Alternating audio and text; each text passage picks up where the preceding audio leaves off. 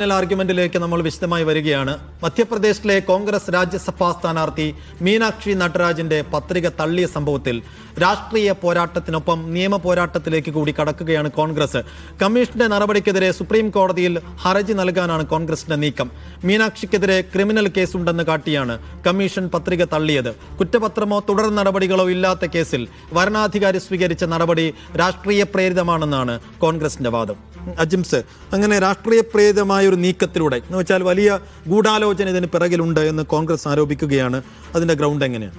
രാജ്യസഭയിലും ലോക്സഭയിലും നമ്പർ കൃത്യമാക്കാൻ വേണ്ടി BJP വലിയ കഷ്ടപ്പെടുകയാണ്. ഇപ്പോൾ ലോക്സഭയിലെ കാര്യം നോക്കുകയാണെങ്കിൽ 2004 തെരഞ്ഞെടുപ്പിൽ സെറ്റ് ബാക്ക്, അതിനുശേഷം വർദ്ധിത വീര്യത്തോടെ സംസ്ഥാനങ്ങൾ ജയിക്കുക എന്ന അജണ്ട നടപ്പാക്കുന്നു. ബീഹാർ പിടിച്ചു, ബംഗാൾ പിടിച്ചു, ഇനി അടുത്ത UP ഉറപ്പായിട്ടും നിലനിർത്തണം.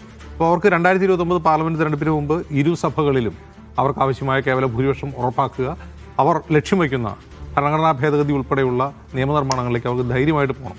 അതിന് 2029 വരെ കാക്കാൻ അവർക്ക് പറ്റില്ല. അപ്പോൾ അതിനുവേണ്ടി എന്തും ചെയ്യും, ഒരാളുടേതെങ്കിലും ഒരാൾ എന്നുള്ളതാണ് നമുക്ക് ഇത്തരം സംഭവവികാസങ്ങളിൽ നിന്ന് മനസ്സിലാവുന്നത്. ഇതിനെ ടോട്ടലായിട്ട് നമ്മൾ കാണുകയാണെങ്കിൽ മധ്യപ്രദേശിലെ സംഭവം നോക്കുകയാണെങ്കിൽ മധ്യപ്രദേശിൽ ആ പത്രിക തള്ളിയതിനെതിരായ നിയമപരമായ വാദങ്ങൾ കോൺഗ്രസ് മുന്നോട്ട് വയ്ക്കുന്നുണ്ട്. അതിൽ ഏറ്റവും പ്രധാനപ്പെട്ട കാര്യം ഏത് തരം കേസുകളെക്കുറിച്ചാണ് നാമനിർദ്ദേശ പത്രികയിൽ സൂചിപ്പിക്കേണ്ടതെന്നുള്ളതാണ്. അതിന് ജനപ്രാതിനിധ്യ നിയമത്തിലെ വകുപ്പുകൾ ചൂണ്ടിക്കാട്ടിക്കൊണ്ട് ഇന്നലെ മനു അഭിഷേക് സിംഗ്വി ചൂണ്ടിക്കാട്ടുന്ന ഒരു പ്രധാനപ്പെട്ട കാര്യം, ഇപ്പോൾ ഒരാൾ നമുക്കെതിരെ പ്രൈവറ്റ് കംപ്ലയിൻറ്റ് കൊടുക്കുകയാണ്, കോടതിയിൽ ഒരു സ്വകാര്യ അന്യായം കൊടുക്കുകയാണ്, കോടതി അത് പരിഗണിച്ചിട്ടില്ല, കോടതി അതിൽ കോഗ്നിസൻസ് എടുത്തിട്ടില്ല, അതെന്തിനാണ് ഈ അഫിഡവിറ്റിൽ കാണിക്കേണ്ടതെന്ന് ചോദ്യമാണ്. അങ്ങനെ കാണിക്കേണ്ടതില്ല.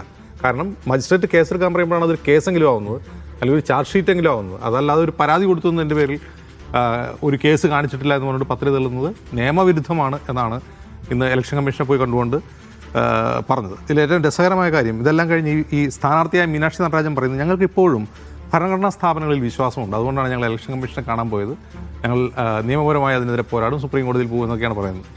അതിൽ ഭയങ്കരമായൊരു കറുത്ത തമാശയുണ്ട് ഇന്നത്തെ ഇന്ത്യയിൽ. ഭരണഘടനാ സ്ഥാപനങ്ങളുടെ ആത്മാവ് ചോർത്തി കളയുന്ന, അതിൻ്റെ ഉള്ളിൽ നിന്ന് മാന്തിയെടുക്കുന്ന പണിയൊക്കെ തുടങ്ങിയിട്ട് കുറേയായി.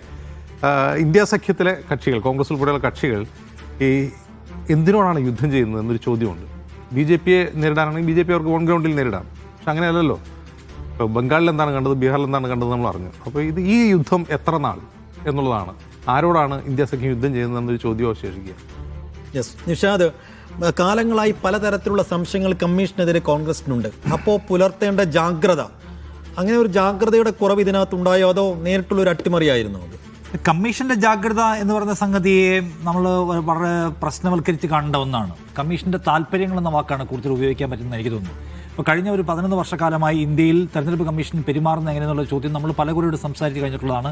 അതിൻ്റെ സമീപനത്തിലെ വ്യതിയാനം എന്താണ്, അത് എന്തുമാത്രം ബയസ്ഡ് ആണെന്നുള്ളത് ഇന്ത്യയിൽ ഒരുപക്ഷെ അണ്ടർസ്റ്റുഡ് ആയിട്ടുള്ള ഒരു സംഗതിയാണ്. കാരണം ഈ സമീപ വർഷങ്ങളിൽ എപ്പോഴെങ്കിലും BJPയുമായി ബന്ധപ്പെട്ട് ഉയർത്തിക്കൊണ്ടുവരുന്ന പരാതികൾ, അവർക്കെതിരായ പരാതികളിന്മേൽ ഈ നിലയ്ക്കുള്ള നടപടിയെടുത്ത് നമ്മൾ കണ്ടിട്ടുണ്ടോ?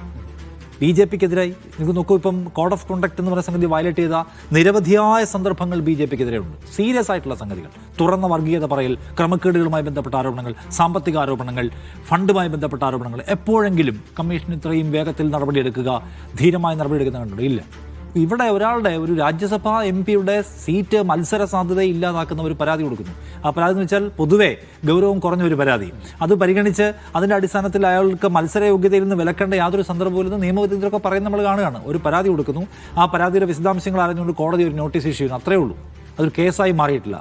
പക്ഷേ കമ്മീഷൻ പറയുന്നത് അതിനെക്കുറിച്ച് നിങ്ങൾക്ക് അറിവുണ്ടായിരുന്നു എന്നതുകൊണ്ട് തന്നെ നിങ്ങളത് രേഖപ്പെടുത്തേണ്ടതായിരുന്നു, അതുകൊണ്ട് നിങ്ങൾക്ക് മത്സരിക്കാൻ യോഗ്യതയില്ല എന്നാണ്. അത്രയും സൂക്ഷ്മമായി പോയി വേണമെങ്കിൽ, പരമാവധി സൂക്ഷ്മമായി പോയി വേണമെങ്കിൽ അയാളെ മാറ്റി നിർത്താൻ കമ്മീഷന് കഴിയുമായിരിക്കും. അത് കമ്മീഷൻ്റെ പരമാധികാരത്തിൻ്റെ പ്രശ്നമാണ്, ഞങ്ങൾ ഇടപെടില്ല എന്ന് സുപ്രീം കോടതി പറയുകയും ചെയ്യുമായിരിക്കും. പക്ഷേ അങ്ങനെ പോകുമ്പോൾ കമ്മീഷൻ എല്ലായിടത്തും സൂക്ഷ്മമായി ഇടപെടണം. അങ്ങനെ എല്ലായിടത്തും ഇടപെടുന്നില്ല എന്ന് മാത്രമല്ല, BJPക്കെതിരായ പരാതികളെല്ലാം വിട്ടുകളയുകയും BJP കൊണ്ടുവരുന്ന പരാതികളെല്ലാം വാല്യൂ ചെയ്യുകയും വാലിഡേറ്റ് ചെയ്യുകയും ചെയ്യുന്ന പ്രശ്നം അവിടെ നിൽക്കുകയാണ്. അത് അടിസ്ഥാനപരമായിട്ടുള്ള സംഗതി എന്താണെന്ന് ചോദിച്ചാൽ, അത് ഭരണഘടനാ സംവിധാനത്തിലുള്ള നമ്മുടെ വിശ്വാസം നഷ്ടപ്പെടുത്തുന്ന കാര്യമാണ്. അത് നമ്മൾ കുറേ പറഞ്ഞാണ്. ഇതിനകത്ത് നേരത്തെ അജിംസ് പറഞ്ഞ പോലെ ഞങ്ങൾ ഭരണഘടനാ സ്ഥാപനങ്ങളിൽ വിശ്വാസമുണ്ട്, ഞങ്ങൾ കമ്മീഷനെ കാണുന്നു, ഞങ്ങൾ സുപ്രീം കോടതിയിൽ പോകുന്നു, ഞങ്ങൾ മാധ്യമങ്ങളോട് സംസാരിക്കുന്നു, ഇതൊക്കെ ചെയ്യേണ്ടതാണ്, ചെയ്യാവുന്നതുമാണ്. പക്ഷേ കോൺഗ്രസിനെ സംബന്ധിച്ച് കോൺഗ്രസിൻ്റെ മുമ്പിലുള്ള പ്രശ്നം, നിങ്ങൾ ഏത് തരത്തിലുള്ള ധാർമ്മികമായ വഴിയെടുത്താലും അവിടെയെല്ലാം അധാർമ്മികതയുടെ ഒരു ബ്ലോക്ക് നിങ്ങളെ കാത്തിരിക്കുന്നുണ്ട്. അതിനെക്കുറിച്ച് അവർക്ക് യാതൊരു ഞങ്ങൾ അധാർമ്മികമായി ബിഹേവ് ചെയ്യും, ഞങ്ങൾ നിയമത്തിൻ്റെ സാധ്യതകൾ ഉപയോഗിക്കും, ഞങ്ങൾ പണത്തിൻ്റെ സാധ്യതകൾ ഉപയോഗിക്കും, ഞങ്ങൾ മസിൽ പവറിൻ്റെ സാധ്യത ഉപയോഗിക്കും, ഞങ്ങളുടെ ഗവൺമെൻറ് അധികാരത്തിൻ്റെ സാധ്യത ഉപയോഗിക്കും, ഞങ്ങൾക്കതിലൊന്നും ധാർമ്മികമായ ഒരു പ്രശ്നവുമില്ല എന്ന് പ്രഖ്യാപിച്ചിരിക്കുന്ന ഒരു പവറാണ് ഇവിടെയുള്ളത്. അതിനോട് ഏറ്റുമുട്ടാൻ എന്താ ചെയ്യേണ്ടത്? അത് ആത്യന്തികമായ പ്രതിരോധ മാർഗം ഈസ് പീപ്പിൾ മൂവ്മെൻറ്റ് എന്ന് പറയുന്ന സംഗതിയാണ്.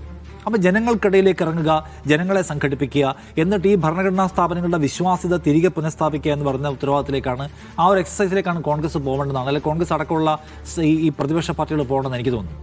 കാരണം എന്താണ്, ഇപ്പോൾ ഇത് സീരിയസ്ലി നോക്കൂ, അതായത് ഒരു തെരഞ്ഞെടുപ്പിൽ മത്സരിക്കാനുള്ള അവകാശവും ആ മത്സരത്തിൽ ഒരു ഫെയർ പോരാട്ടത്തിലൂടെ മത്സരിച്ച് ജയിക്കാനുള്ള പരിപാടിക്ക് വേണ്ടി ഇവരെല്ലാം പണിയെടുക്കുന്നല്ലേ.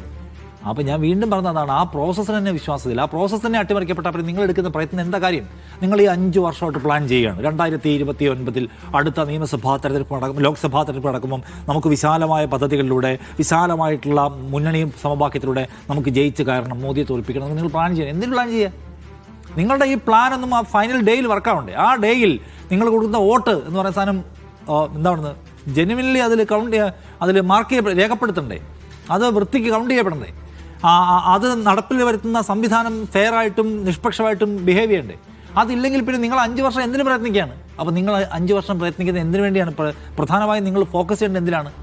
ഈ സംവിധാനം വൃത്തിക്ക് നടക്കുന്നുണ്ടോ? ഈ നടത്താനുള്ള ഏജൻസി വിശ്വാസ്യതയുള്ള ഏജൻസിയാണോ? അത് ജനങ്ങളെ ബോധിപ്പിക്കുകയും ആ സമ്മർദ്ദത്തിലേക്ക് അതിനെ കൊണ്ടുവരികയും ചെയ്യേണ്ട സന്ദർഭത്തിലേക്ക് പ്രവേശിക്കാനുള്ള സമയം എന്നേ കഴിഞ്ഞുപോയി. ഇപ്പോഴും ഈ വക വാർത്താ സമ്മേളനം അല്ലെങ്കിൽ കുറിപ്പിറക്കൽ ഇതുവരെ നിൽക്കുകയാണ്. നിങ്ങൾ കോൺഗ്രസ് എന്ന് പറഞ്ഞാൽ 10-20 വർഷക്കാലം നിങ്ങൾ ഭരണത്തിൽ മാത്രമേ ഉണ്ടായിട്ടുള്ളൂ. നിങ്ങൾ അങ്ങനെ സമരം ചെയ്ത് അധികാരം തിരിച്ചു പിടിച്ച ചരിത്രമൊന്നും നിങ്ങൾക്കില്ല. സോ നിങ്ങൾ സമരം ചെയ്യണം. യു ഹാവ് ടു നമ്മൾ പറയില്ലേ. നിങ്ങൾ ആ പണി എടുത്തിട്ടില്ലെങ്കിൽ, നിങ്ങൾ ജനങ്ങൾക്കിടയിലേക്ക് ഇറങ്ങിയിട്ടില്ലെങ്കിൽ നിങ്ങൾക്ക് ഒന്നും കിട്ടാൻ പോകുന്നില്ല. BJP അപ്പുറത്ത് അതിൽ തത്വദീക്ഷ എന്ന് പറഞ്ഞാൽ നമുക്ക് അറിയാവുന്ന കാര്യമാണല്ലോ. സോ ഇത് കാണണം. നമുക്ക് അവരുടെ ഒരു കിട്ടുമായിരുന്ന ഒരു ഇപ്പോൾ അവിടെ ആരുമില്ല. രാജ്യസഭാ സീറ്റ് സംഗതി ഇല്ലാതാക്കുന്ന വളരെ ഗൗരവതരമായിട്ടുള്ള ഒരു സംഗതിക്ക് BJPക്ക് ഒരു മടി ഉണ്ടായില്ല. സോ നിങ്ങൾ എടുക്കേണ്ട പണി എടുക്കേണ്ട സ്ഥലത്ത് എടുത്താൽ ഈ തെരഞ്ഞെടുപ്പ് എന്ന് പറഞ്ഞ പ്രക്രിയക്കകത്തൊക്കെ ഒരു കാര്യം ഉണ്ടാവും. ഇല്ലെങ്കിൽ ഇരിക്കും. യെസ് സാജു, കോൺഗ്രസിന് ഈ കേസിൽ ഇനി എന്ത് ചെയ്യാൻ പറ്റും? കോൺഗ്രസിന് എന്ത് ചെയ്യാൻ പറ്റുമോ എന്നുള്ള കോൺഗ്രസ് ഇത്രയും പ്രതീക്ഷിച്ചിട്ടില്ല. കോൺഗ്രസ് ഒരു കുതിരക്കച്ചവടമൊക്കെ മാത്രമേ അവിടെ പ്രതീക്ഷിച്ചിട്ടുള്ളൂ. അതായത് 230 അംഗ നിയമസഭയിൽ 164 MLA-മാരുള്ളപ്പോൾ BJPക്ക് 2 പേരെ ജയിപ്പിക്കുക.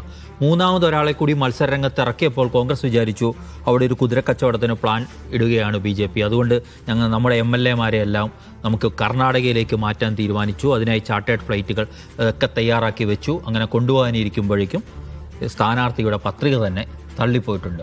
അതായത് BJPക്ക് ഒരു കൃത്യമായ ഗെയിം പ്ലാൻ എല്ലായിടത്തെ പോലെ അവിടെയും ഉണ്ടായിരുന്നു. ആ പ്ലാൻ മനസ്സിലാക്കുന്നതിൽ കോൺഗ്രസ് പരാജയപ്പെട്ടു നേതൃപരമായി എന്നുള്ളതാണ്.